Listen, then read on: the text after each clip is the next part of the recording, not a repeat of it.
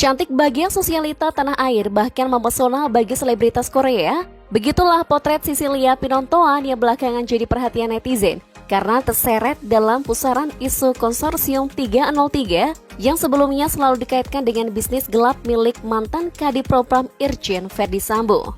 Sosok Sisilia mau tak mau mengingatkan netizen pada AKP Rita Yuliana yang diisukan sebagai wanita lain dari seorang perwira polisi.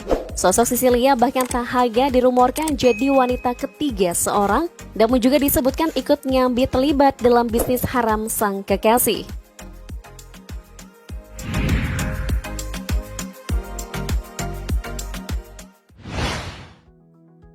Profesi sebagai pramugari. Sisilia Pinontoan diketahui sebagai seorang pramugari cantik yang bertugas di salah satu maskapai penerbangan ternama Indonesia. Diketahui juga bahwa Sisilia Pinontoan menjadi pramugari dengan melayani khusus rute penerbangan full service. Sisilia Pinontoan sudah bekerja di maskapai penerbangan sejak usia muda yakni 18 tahun. Dilihat dari akun Instagram pribadinya, Sisilia Pinontoan memiliki jumlah pengikut hingga ribuan orang. Sebelumnya ia kerap mengunggah foto kesehariannya di akun sosmed tersebut. Namun mungkin karena disebut terkait konsorsium 303, kini Sisilia Pinontoan sendiri telah memprivasi akun Instagramnya sehingga tidak baik ditemukan informasi tentangnya. Sementara itu jika ditelusuri jejak digital Sisilia Pinontoan merupakan gadis asal Manado, sedangkan marga Pinontoan diketahui sebagai marga yang berasal dari daerah Minahasa. Tak hanya itu, dari jejak digitalnya, dirinya sempat mengunjungi kota Mobagu yang merupakan salah satu kota di Sulawesi Utara.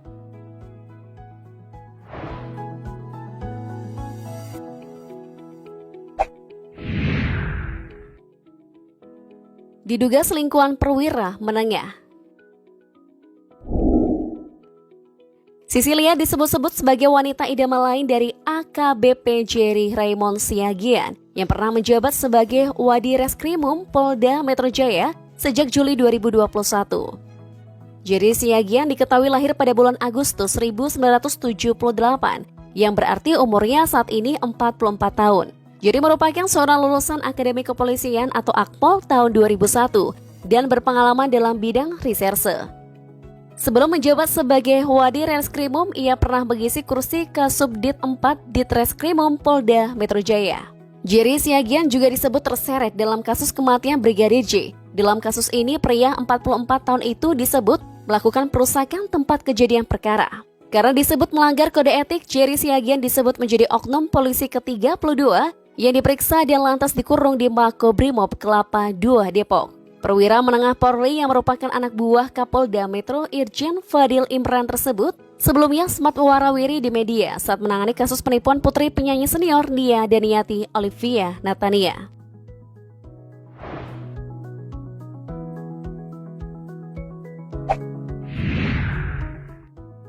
Terlibat konsorsium 303. Konsorsium 303 disebut sebagai usaha atau bisnis judi online yang diduga melibatkan sejumlah oknum kepolisian dan diduga merupakan milik tersangka Verdi Sambo. Adapun angka 303 merujuk kepada kode yang digunakan pada situs perjudian online. Selain itu, ia juga menyangkut pasal 303 KUHP terkait dengan perjudian.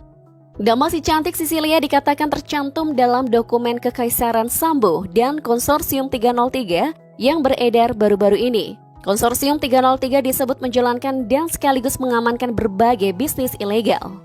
Selebaran yang viral di media sosial itu berupa peta gambar struktur tentang skema kerajaan gelap Verdi Sambo, diduga terkait judi online, bisnis peredaran psikotropika, dan lain sebagainya. Sisilia Pinontoan adalah salah satu oknum dari sekian banyak orang yang masuk dalam struktur konsorsium judi online 303. Dalam pusaran konsorsium judi online 303, nama Sisilia Pinontoan tepat berada di bawah nama Jerry Siagian yang disebut merupakan selingkuhannya.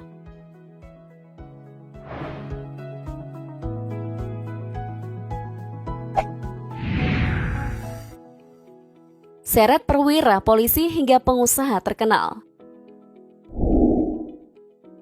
Selain Verdi Sambo, Jerry Siagian dan si cantik Sisilia Pinontoan dan skema konsorsium 303 yang viral juga mengungkapkan sejumlah nama elit kepolisian terutama dari lingkup perwira tinggi Polri. Beberapa nama tercantum dalam selebaran tersebut.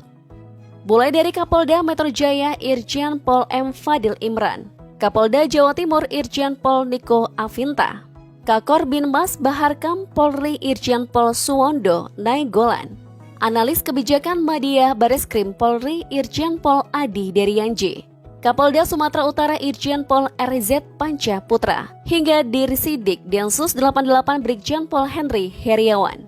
Selain kalangan polisi, sejumlah pengusaha terkenal juga tercantum dalam selebaran tersebut, semisal owner Hotel Pullman Bali Yoga Susilo, hingga 2 Crazy Rich asal Surabaya, Tom Liwalfa dan Steven Stiono.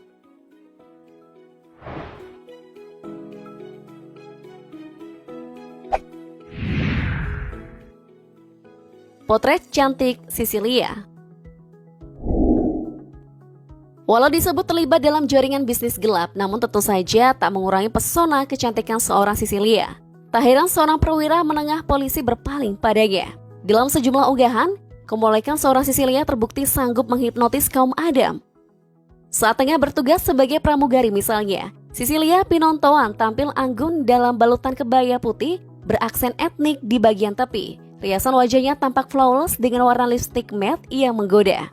Lain waktu di luar jam kerja, ia tampil lepas dengan rambut terurai, menikmati hangatnya malam di suatu tempat makan. Ia terlihat mengenakan long dress putih yang seakan merepresentasikan kecantikan alamiah yang cerah berona.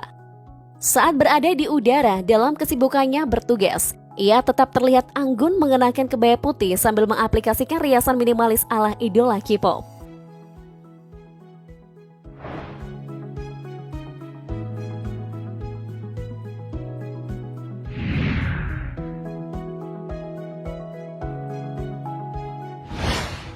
Entah berkaitan atau tidak dengan isu Konsorsium 303, tiba-tiba saja Kapolri Jenderal Listio Sigit Prabowo bicara soal pemberantasan judi.